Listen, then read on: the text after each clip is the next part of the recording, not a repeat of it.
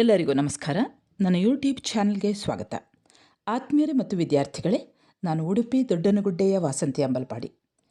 ವಿದ್ಯಾರ್ಥಿಗಳೇ ಹಾಗೂ ಆತ್ಮೀಯರೇ, ನೀವಿನ್ನೂ ನನ್ನ ಚಾನಲ್ಗೆ ಹೊಸಬರಾಗಿದ್ದಲ್ಲಿ ಮೊದಲು ಸಬ್ಸ್ಕ್ರೈಬ್ ಮಾಡುವುದನ್ನು ಮರೆಯದಿರಿ. ಹಾಗೆ ಒಂದು ಲೈಕ್ ಕೊಡಿ, ಕಮೆಂಟ್ ಮಾಡಿ ಮತ್ತು ನಿಮ್ಮ ಸ್ನೇಹಿತರಿಗೂ ಕೂಡ ಶೇರ್ ಮಾಡಿ.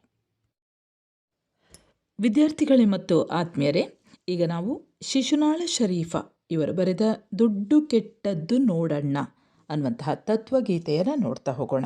ವಿದ್ಯಾರ್ಥಿಗಳೇ, ನಿಮಗೆಲ್ಲ ಗೊತ್ತಿದೆ, ಮನುಷ್ಯರಿಗೆ ಅತಿ ಆಸೆ ಜಾಸ್ತಿ. ಆಸೆ ಅನ್ನುವಂಥ ಸಹಜ. ಆದರೆ ಈ ಅತಿ ಆಸೆ ಯಾವ ರೀತಿ ಒಬ್ಬ ಮನುಷ್ಯನನ್ನು ಯಾವ ಒಂದು ಹಂತಕ್ಕೆ ಕೊಂಡು ಹೋಗುತ್ತದೆ ಅನ್ನುವಂಥದ್ದನ್ನು ಇಲ್ಲಿ ಶಿಶುನಾಳ ಶರೀಫರು ಹೇಳ್ತಾರೆ. ಸಂಪತ್ತನ್ನು ಕುರಿತಾಗಿ ಅತಿ ಆಸೆ ಕೆಟ್ಟ ಕೆಲಸಗಳನ್ನು ಮಾಡುವಂತೆ ಮಾನವರನ್ನು ಪ್ರೇರೇಪಿಸ್ತದೆ. ಅಂದರೆ ಅಗತ್ಯಕ್ಕಿಂತ ಹೆಚ್ಚಾಗಿ ಹಣವನ್ನು ಗಳಿಸಲು ಯತ್ನಿಸುವವನು ಕಡೆಗೆ ಮಾನ ಮರ್ಯಾದೆಗಳನ್ನು ಕಳೆದುಕೊಂಡು ದುಃಖವನ್ನು ಅನುಭವಿಸಬೇಕಾದಂಥ ಸ್ಥಿತಿಯನ್ನು ಅವನಾಗಿ ಮಾಡಿಕೊಳ್ಳುತ್ತಾನೆ ಅನ್ನುವಂಥದ್ದನ್ನು ಶಿಶುನಾಳ ಶರೀಫರು ಹೇಳ್ತಾರೆ. ಅಂದರೆ ಮನುಷ್ಯನ ಜೀವನದಲ್ಲಿ ಮುಖ್ಯವಾಗಿ ಪ್ರಧಾನವಾದಂತಹ ಪಾತ್ರ ವಹಿಸುವಂತಹ ವಿಷಯವೇನೆಂದರೆ ಹಣ. ನಿಮಗೆಲ್ಲ ಗೊತ್ತಿದೆ. ಆತ ವೈವಿಧ್ಯಮಯವಾದಂತಹ ವೃತ್ತಿಗಳಿಂದ ಮತ್ತು ವ್ಯಾಪಾರ ವಹಿವಾಟುಗಳನ್ನು ಮಾಡುವ ಮೂಲಕ ಈ ಹಣದ ಚಲಾವಣೆಯನ್ನು ಮಾಡ್ತಾನೆ.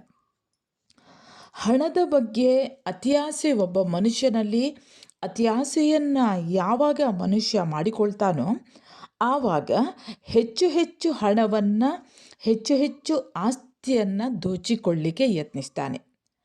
ಹಣದ ಬಗೆಗೆ ಇರುವಂತಹ ಈ ಮನುಷ್ಯರ ದುರಾಸೆ, ಸಿರಿವಂತರ ಈ ಒಂದು ಅಹಂಕಾರ, ವಸ್ತುಗಳನ್ನು ಮಾರಾಟ ಮಾಡಿ ಹಣ ಗಳಿಸುವಲ್ಲಿ ಯಾವ ರೀತಿ ಆತ ಮೋಸವನ್ನು ಮಾಡುತ್ತಾ ಹೋಗ್ತಾನೆ, ಅವನು ಯಾವ ರೀತಿ ಕುತಂತ್ರವನ್ನು ಮಾಡ್ತಾನೆ ಅನ್ನುವಂಥದ್ದನ್ನೇ ಇಲ್ಲಿ ನಾವು ನೋಡ್ಬೋದು. ಈ ಹಣವನ್ನು ಗಳಿಸುವಂಥದ್ದು ಸಂಪತ್ತನ್ನು ಕೂಡಿಡಲಿಕ್ಕಾಗಿ ಅತಿ ಆಸೆಯಿಂದಾಗಿ ಆತ ಕೆಟ್ಟ ಕೆಲಸ ಮಾಡುವಂಥದ್ದು. ಮಾನವರು ಕೆಟ್ಟ ಕೆಲಸಗಳನ್ನು ಮಾಡುವಂತೆ ಈ ಒಂದು ಅತಿ ಆಸೆ ಪ್ರೇರೇಪಿಸ್ತದೆ. ನಿಮಗೆಲ್ಲ ಗೊತ್ತಿದೆ ವಿದ್ಯಾರ್ಥಿಗಳೇ, ಅಲೆಕ್ಸಾಂಡರ್ನ ಕತೆ ಗೊತ್ತಿರ್ಬೋದು. ಅಲೆಕ್ಸಾಂಡರ್ ಏನು ಮಾಡ್ತಾನೆ, ಇಡೀ ಪ್ರಪಂಚವನ್ನೇ ಗೆದ್ದು ಆತನಲ್ಲಿ ಒಂದು ಅಹಂಕಾರ ಇರ್ತದೆ. ಅವನಲ್ಲಿ ಬೇಕಾದಷ್ಟು ಹಣ ಇರ್ತದೆ. ಆ ಒಂದು ಹಣದಿಂದ ಅವನು ಬೇರೆ ಬೇರೆ ಅಂದರೆ ಎಲ್ಲವೂ ಕೂಡ ತನ್ನದಾಗಬೇಕು ಅಂತ ಒಂದು ಎಲ್ಲ ರಾಜ್ಯಗಳನ್ನು, ದೇಶಗಳನ್ನು ತನ್ನ ದೇಶಕ್ಕೆ ಸೇರಿಸ್ತಾ ಹೋಗ್ತಾನೆ. ಇಷ್ಟೆಲ್ಲ ಸಂಪತ್ತನ್ನು ಕ್ರೋಢೀಕರಿಸಿಕೊಂಡಂತಹ ಅಲೆಕ್ಸಾಂಡರ್, ಅವನಿಗೆ ಕೊನೆಗೆ ಜ್ಞಾನೋದಯವಾಗ್ತದೆ. ಇಷ್ಟೆಲ್ಲ ಆಸ್ತಿಯನ್ನು ನಾನು ಶೇಖರಿಸಿಟ್ಟಿದ್ದೇನೆ, ಇಷ್ಟೆಲ್ಲ ಹಣವನ್ನು ನಾನು ಕೂಡಿಸಿಟ್ಟಿದ್ದೇನೆ, ಆದರೆ ಇದು ನನಗೆ ಯಾವುದೂ ಕೂಡ ನನಗೆ ಹಿಡ್ಕೊಂಡು ಹೋಗ್ಲಿಕ್ಕೆ ಆಗ್ತಾ ಇಲ್ವಲ್ಲ ಅಂತ ಅವನು ಯೋಚನೆ ಮಾಡ್ತಾನೆ. ಅವನ ಕೊನೆಯ ಕಾಲದಲ್ಲಿ ಆಗ ಅವನು ಮಂತ್ರಿಯನ್ನು ಕರೆದು ಅವನು ಹೇಳ್ತಾನಂತೆ, ನನ್ನ ಕೊನೆಯ ಕಾಲದಲ್ಲಿ ನನ್ನ ಶವಯಾತ್ರೆ ಮಾಡುವ ಸಂದರ್ಭದಲ್ಲಿ ನನ್ನ ಆ ಶವಪೆಟ್ಟಿಗೆಯಲ್ಲಿ ಇರುವಂತಹ ನನ್ನ ಹೆಣದ ಆ ಎರಡೂ ಕೈಗಳೂ ಕೂಡ ಹೊರಗೆ ಚಾಚುವಂತಿರಲಿ ಅಂತ ಅವನು ಹೇಳ್ತಾನಂತೆ. ಯಾಕಂದರೆ ಇಷ್ಟೆಲ್ಲ ಹಣವನ್ನು, ಇಷ್ಟೆಲ್ಲ ಅಂತಸ್ತನ್ನು ನಾನು ಕ್ರೋಢೀಕರಿಸಿಕೊಂಡೆ, ಇಷ್ಟೆಲ್ಲ ಶೇಖರಣೆ ಮಾಡಿಕೊಂಡೆ, ಇಷ್ಟೆಲ್ಲ ಸಂಗ್ರಹ ಮಾಡಿಕೊಂಡೆ. ಆದರೆ ಅಲೆಕ್ಸಾಂಡರ್ ತನ್ನ ಕೊನೆಯ ಕಾಲದಲ್ಲಿ ಆತ ಮೇಲಿನ ಲೋಕಕ್ಕೆ ಹೋಗುವಾಗ ಆತ ಒಂದು ಪೈಸೆಯನ್ನೂ ಕೂಡ ಕೊಂಡು ಹೋಗಲಿಲ್ಲ, ಬರೀ ಒಂದು ಖಾಲಿ ಕೈಯಲ್ಲಿ ಹೊರಡ್ತಿದ್ದಾನೆ ಅನ್ನುವಂತಹ ಸಂದೇಶ ಜನರಿಗೆ ಮುಟ್ಟಲಿ ಅಂತ ಅವನು ಹೇಳ್ತಾನೆ. ಅದರಂತೆ ಕೊನೆ ಕಾಲಕ್ಕೆ ಹಾಗೆ ಅವನ ಕೈಯನ್ನು ತೆರೆಯುವ ಹಾಗೆ, ಅಂದರೆ ಎರಡೂ ಕೈಯನ್ನು ಹೀಗೆ ಬಿಚ್ಚಿಟ್ಟುಕೊಂಡು ಹೋಗುವಂಥ ಹೆಣವನ್ನು ಪ್ರದರ್ಶನ ಮಾಡ್ತಾರಂತೆ. ಅಂದರೆ ಅದರಲ್ಲಿರುವಂಥ ಸಂದೇಶ ಒಂದೇ. ಇಂತಹ ಹಲವಾರು ಕಥೆಗಳು ನಮ್ಮ ನಡುವೆ ಇದೆ.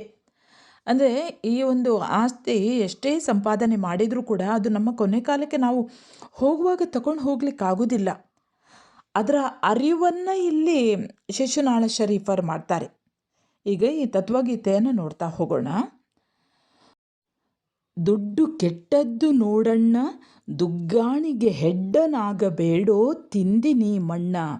ದುಡ್ಡಿಗೆ ನೀನು ದುಡ್ಡಿನ ಹಿಂದೆ ಹೋಗಬೇಡ, ಒಂದು ವೇಳೆ ನೀನು ದುಡ್ಡಿನ ಹಿಂದೆ ಹೋದದ್ದೇ ಆದರೆ ನೀನು ಮಣ್ಣು ತಿನ್ನುವಂತಹ ಪರಿಸ್ಥಿತಿ ಬಂದೀತು. ಹಾಗಾಗಿ ಎಚ್ಚರವಾಗಿರು ಅನ್ನುವಂಥದ್ದನ್ನು ಇಲ್ಲಿ ಶಿಶುನಾಳ ಶರೀಫರು ದುಡ್ಡು ಕೆಟ್ಟದ್ದು ನೋಡಣ್ಣ ಅನ್ನುವಂಥ ತತ್ವಗೀತೆಯಲ್ಲಿ ಹೇಳುತ್ತಾರೆ.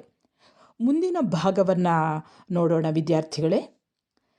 ಹೆಣ್ಣಿನ ಪೂಜೆಗೆ ಇಳಿಸಿ ಮಣ್ಣಿನ ಸಂತೆಯಲ್ಲಿ ಇಲ್ಲದ ಮರ್ಯಾದೆ ಕೊಡಿಸಿ ಮಿಣ್ಣನೆ ತಿಂದೀತು ಒಳಗ ಮೆಲ್ಲನೆ ತಣ್ಣಾಗ ಮಾಡೀತು ಬೆಂಕಿಯ ಕಿಡಿಯ. ಈ ಹಣ ಅನ್ನುವಂಥದ್ದು ಮನುಷ್ಯನನ್ನು ಯಾವ ಹಂತಕ್ಕೂ ಬೇಕಾದರೂ ಇಳಿಸಿಬಿಡ್ತದೆ. ಅಂದರೆ ಹಣವನ್ನು ನೋಡಿದರೆ ಹೆಣವೂ ಬಾಯಿ ಬಿಡುತ್ತದೆ ಅನ್ನುವಂಥದ್ದು. ಹಣ ಕೊಟ್ಟರೆ ಮಾತ್ರ ಎಲ್ಲ ಕೆಲಸಗಳು ಆಗುತ್ತದೆ ಅನ್ನುವಂಥದ್ದಿದೆ ನಮ್ಮ ಸಮಾಜದಲ್ಲಿ. ಅಂತಹ ಪರಿಸ್ಥಿತಿ ನಿರ್ಮಾಣ ಆಗಿದೆ.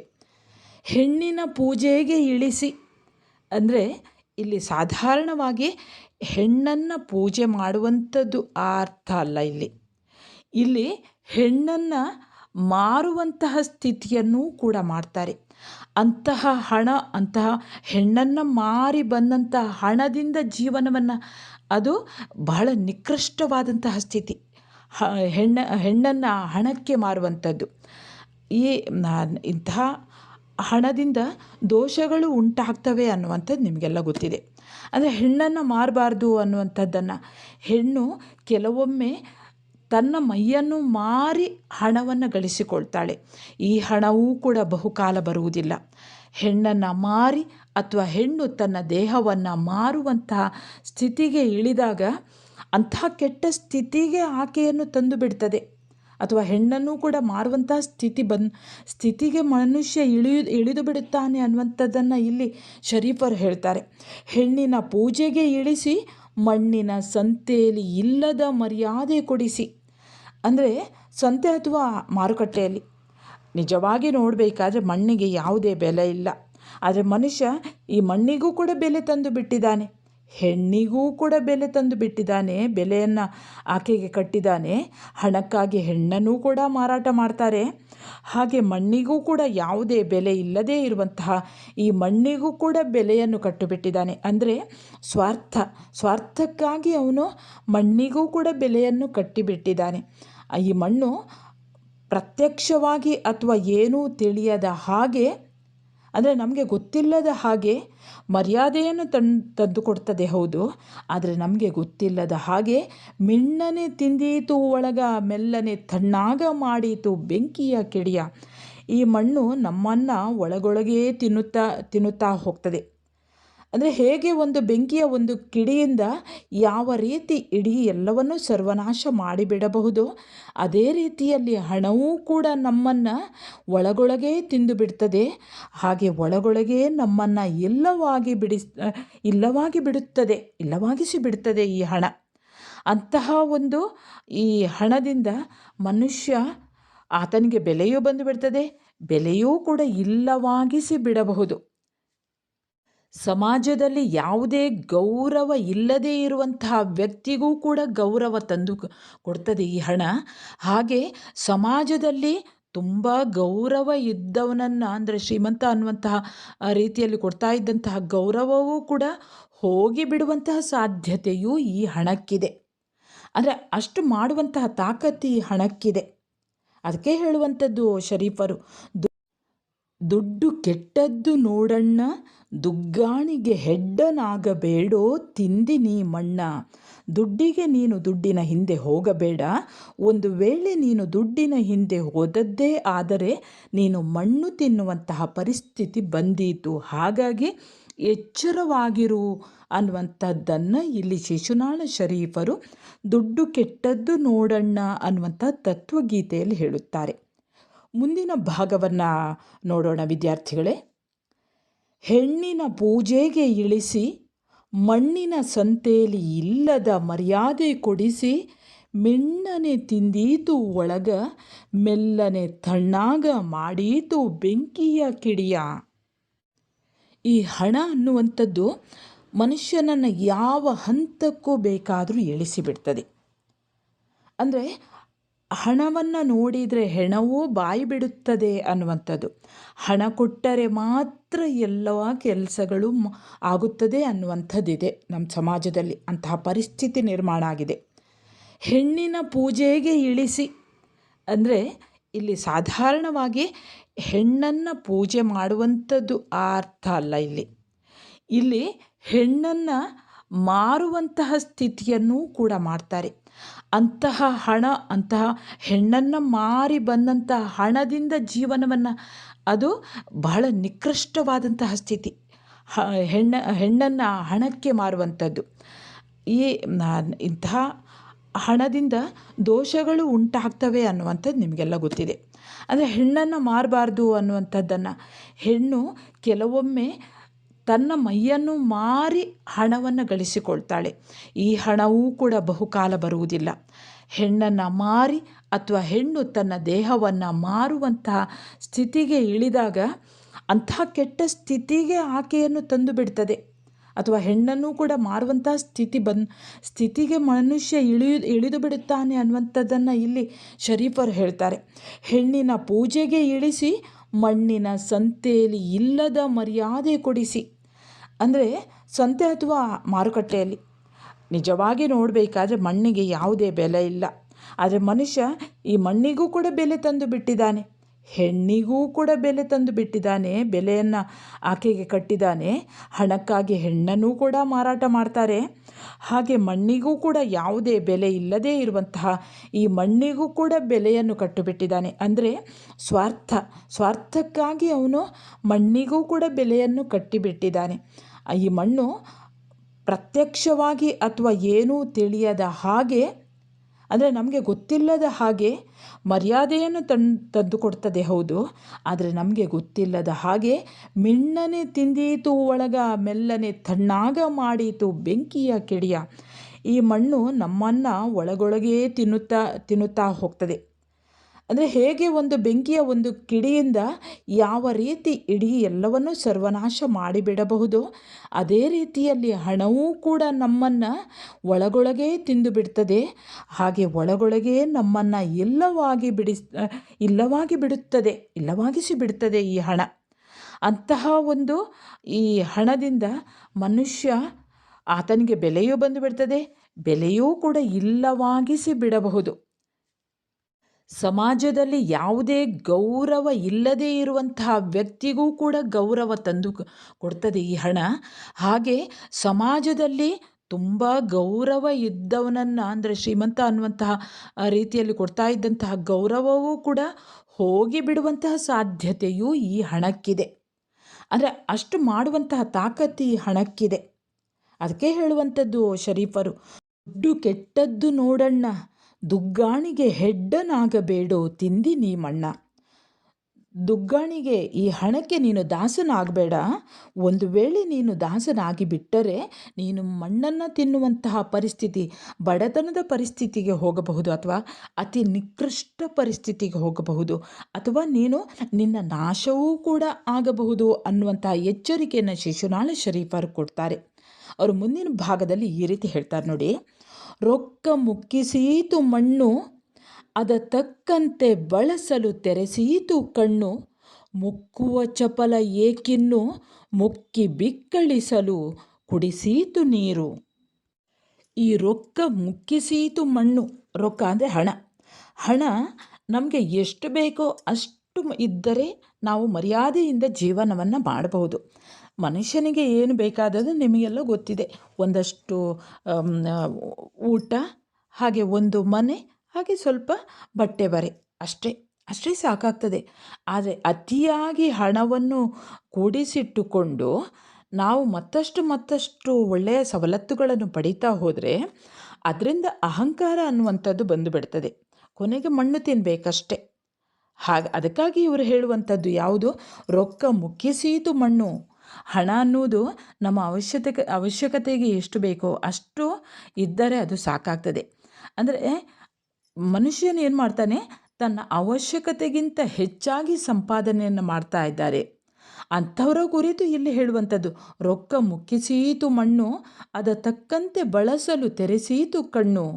ಅಂದರೆ ಆ ಒಂದು ಹಣವನ್ನು ಎಷ್ಟು ಬೇಕೋ ಅಷ್ಟು ಖರ್ಚು ಮಾಡುವಂಥದ್ದು, ಆಗ ತೆರೆಸೀತು ಕಣ್ಣು.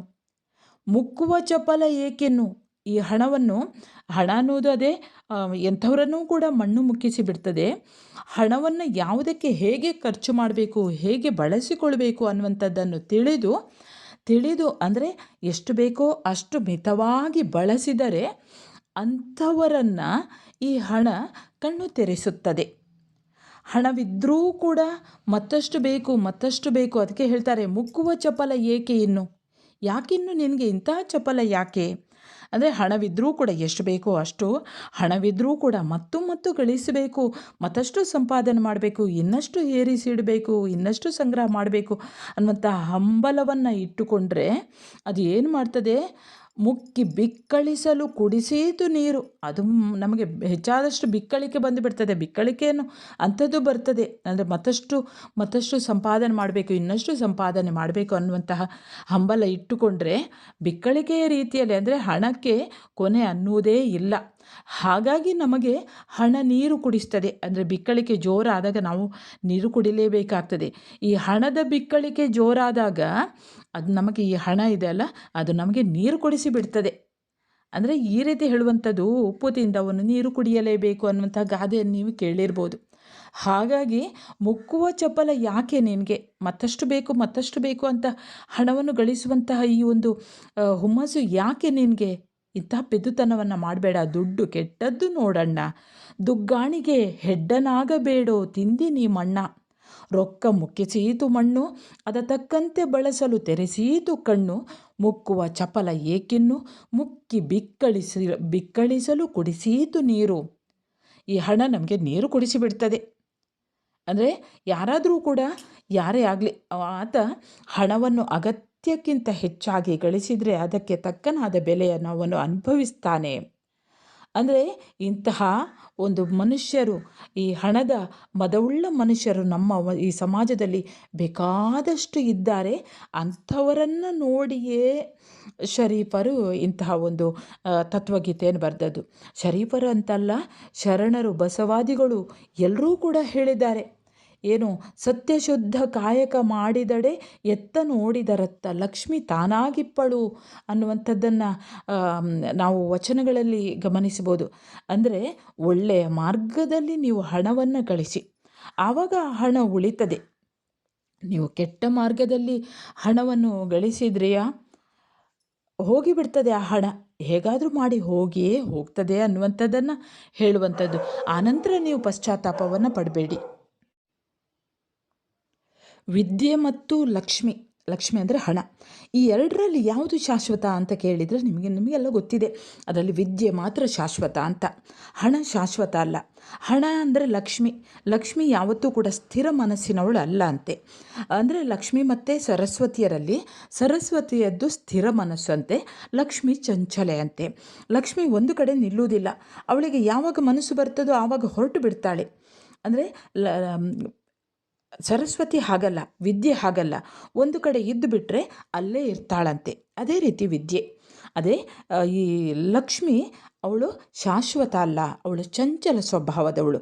ಒಂದು ಕ್ಷಣ ಇದ್ದರೆ ಇನ್ನೊಂದು ಕ್ಷಣ ಇಲ್ಲ, ನಮ್ಮೊಟ್ಟಿಗೆ ಅವಳು ಇರುವುದಿಲ್ಲ. ಅಂದರೆ ಲಕ್ಷ್ಮಿಯನ್ನು ಎಷ್ಟು ಪೂಜೆ ಮಾಡಿದರೂ ಕೂಡ ಆಕೆ ಒಂದು ಕ್ಷಣಕ್ಕೆ ಬರ್ತಾಳೆ ಅಷ್ಟೆ, ಮತ್ತೆ ಹೊರಟು ಹೋಗ್ತಾಳೆ. ನೀವು ಯಾವಾಗ ಅತ್ಯಾಸೆಯನ್ನು ಮಾಡ್ತೀರೋ ಆವಾಗ ಪಟ್ಟಂತ ಅಲ್ಲಿಂದ ಜಾರ್ಕೊಂಡು ಬಿಡ್ತಾಳಂತೆ. ಇದಕ್ಕೆ ಬೇರೆ ಬೇರೆ ಉದಾಹರಣೆಗಳನ್ನು ನಾವು ನೋಡ್ತಾ ಇರ್ತೇವೆ ನಮ್ಮ ಸಮಾಜದಲ್ಲಿ. ಅದೇ ಇಲ್ಲಿ ರೊಕ್ಕ ಮುಕ್ಕಿಸೀತು ಮಣ್ಣು, ಈ ಹಣ ಅನ್ನುವುದು ಎಂಥವರನ್ನು ಕೂಡ ಮಣ್ಣು ಮುಕ್ಕಿಸಿ ಬಿಡ್ತದೆ. ಮುಂದೆ ಶಿಶುನಾಳ ಶರೀಫರು ಈ ರೀತಿ ಹೇಳ್ತಾರೆ ನೋಡಿ. ಆಸೆ ಬಿದ್ದು ಮನದ ಮಾರಿ ಹೊಂಟ್ಯಾಳೋ ಹುಡುಕುತ್ತ 108 ಕೇರಿ, ಕಾಸನ್ನೂ ಹೆಕ್ಕಿ ಮೂಳಿ ಶಿಶುನಾಳ ಧೀಶನ ಮರೆತಾಳು ಸೊಕ್ಕಿ. ಹಣ ಅಂದರೆ ಎಲ್ರಿಗೂ ಇಷ್ಟವೇ, ಯಾರಿಗೆ ತಾನೇ ಇಷ್ಟ ಆಗೋದಿಲ್ಲ. ಈ ಹಣವನ್ನು ಗಳಿಸಲಿಕ್ಕೆ 108 ದಾರಿ. ಆಸೆ ಬಿದ್ದು ಮನದ ಮಾರಿ ಹೊಂಟ್ಯಾಳು ಹುಡುಕುತ್ತ 108 ಕೇರಿ. ಹೇಗೆ ಹಣ ಮಾಡೋದು ಅನ್ನೋದಕ್ಕಾಗಿ 108 ದಾರಿಗಳನ್ನು ಹುಡುಕುತ್ತಾ ಹೋಗುದಂತೆ. ಹಣವನ್ನು ಹುಡುಕುತ್ತಾ ಈ ಮಾರಿ ಹೊರಟು ಹೋಗ್ತಾಳೆ, 108 ಕೇರಿಗೆ ಹೊರಟು ಹೋಗ್ತಾಳೆ ಅಂತ. ಕಾಸನ್ನು ಹೆಕ್ಕಿ, ಕಾಸು ಅಂದರೆ ಹಣವನ್ನು ಹೆಕ್ಕಿ ಈಕೆ ಮೂಳಿ ಕೆಟ್ಟ ಮನಸ್ಸಿನವಳು. ಲಕ್ಷ್ಮಿ ಆಸೆ ಬಿದ್ದು ಮನದ ಮಾರಿ ಹೊಂಟ್ಯಾಳು ಹುಡುಕುತ್ತಾ ನೂರೆಂಟು ಕೇರಿ. ಈ ಲಕ್ಷ್ಮಿ ಯಾವತ್ತೂ ಸ್ಥಿರವಾಗಿ ನಿಲ್ಲುವವಳಲ್ಲ. ಅವಳು ಈ ಲಕ್ಷ್ಮಿ ಅಂದರೆ ಮೊದಲೇ ಹೇಳಿದಾಗೆ ಹಣ, ಅದು ಹುಡುಕುತ್ತಾ ಹುಡುಕುತ್ತಾ ನೂರೆಂಟು ಬೀದಿಯನ್ನು ಹುಡುಕುತ್ತಾ ಹುಡುಕುತ್ತಾ ಕಾಸನ್ನೂ ಕೂಡ ಹುಡುಕುತ್ತಾ ಹೋಗುತ್ತಾಳೆ. ಈ ಮೂಳಿ, ಈ ಹಾಳು ಮನಸ್ಸಿನ ಲಕ್ಷ್ಮಿ ಇದ್ದಾಳಲ್ಲ, ಚಂಚಲ ಮನಸ್ಸಿನ ಕೆಟ್ಟವಳಿದ್ದಾಳಲ್ಲ, ಅವಳು ಶಿಶುನಾಳಾಧೀಶನ ಮರೆತಾಳು ಸೊಕ್ಕಿ. ಶಿಶುನಾಳಾಧೀಶನನ್ನು ಆಕೆ ಸೊಕ್ಕಿನಿಂದ ಮರೆತು ಬಿಡುತ್ತಾಳೆ. ಅಂದರೆ ಈ ಲಕ್ಷ್ಮಿಯನ್ನು ನೆಚ್ಚಿಕೊಂಡವರು ದೇವರನ್ನೂ ಕೂಡ ಮರೆಯುತ್ತಾರೆ ಅನ್ನುವಂಥದ್ದು ಅರ್ಥ ಇಲ್ಲಿ. ಅಂದರೆ ಲಕ್ಷ್ಮಿಯನ್ನು ಎಷ್ಟು ಬೇಕೋ ಅಷ್ಟನ್ನು ಮಾತ್ರ ಹಣವನ್ನು ಪಡೆಯಬೇಕು. ಹಣದ ಅಮಲಿನಲ್ಲಿ, ಹಣದ ಮದದಲ್ಲಿ ದೇವರನ್ನೇ ಮರೆತರೆ ಬದುಕಿಗೆ ಅರ್ಥವಿಲ್ಲ.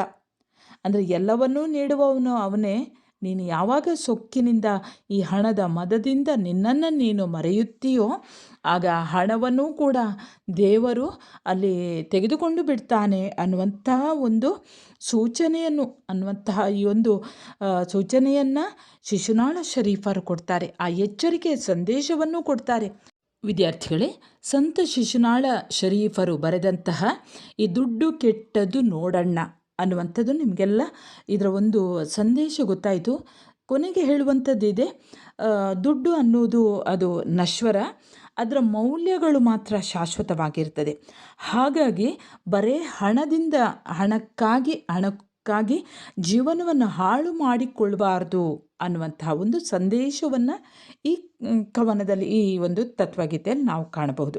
ಸರಿ ವಿದ್ಯಾರ್ಥಿಗಳೇ, ಇನ್ನು ಮುಂದೆ ಹೊಸ ಪಾಠದೊಂದಿಗೆ ಮತ್ತೆ ನಿಮ್ಮ ಎದುರಿಗೆ ಬರುತ್ತೇನೆ. ಅಲ್ಲಿಯವರೆಗೆ ನಮಸ್ಕಾರ.